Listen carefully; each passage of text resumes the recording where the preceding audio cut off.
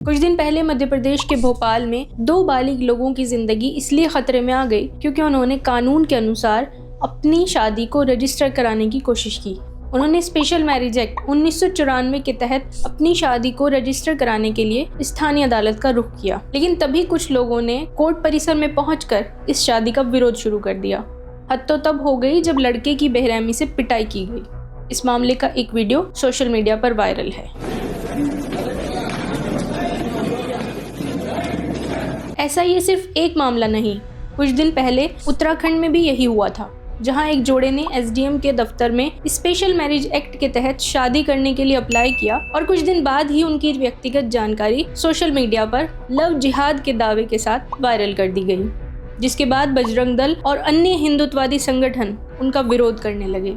लड़की पर शादी न करने का दबाव बनाया जाने लगा। इंटरफेथ मैरिज के इन दोनों मामलों में एक बात कॉमन है, दोनों जगह लड़का मुस्लिम और लड़की हिंदू समुदाय से है, इसलिए हिंदुत्ववादी संगठन इनका विरोध कर रहे हैं। भारतीय स्पेशल मैरिज एक्ट अलग अलग धर्मों के मानने वाले लोगों की शादी को वैधानिकता देता है, साथ ही ऐसे जोड़ों को सुरक्षा भी प्रदान करता है। लेकिन इसी एक्ट के कुछ प्रावधानों की वजह से इंटरफेथ जोड़ों के लिए मुश्किलें खड़ी हो रही हैं, खासकर उन मामलों में जहां लड़का मुस्लिम है। धर्म के स्वघोषित ठेकेदार इस तरह के हर मामले को जबरन धर्मांतरण या लव जिहाद का मामला बताना शुरू कर देते हैं और यहाँ स्पेशल मैरिज एक्ट के 2 प्रावधानों के कारण इंटरफेथ कपल मुश्किल में पड़ जाते हैं। पहला ये कि ऐसे कपल को उनकी शादी की तारीख से 1 महीना पहले रजिस्ट्रार के ऑफिस में नोटिस देना होता है। ये नोटिस सार्वजनिक तौर पर उपलब्ध रहता है। दूसरा, इस समय में कोई भी, गौर कीजिएगा, कोई भी उनकी शादी पर आपत्ति जता सकता है। ऐसे में कपल की प्राइवेसी गंभीर रूप से प्रभावित होती है और किसी भी शख्स की आपत्ति से उनके प्रेम पर भी सवाल उठ जाते हैं। मौजूदा मामलों में देखें तो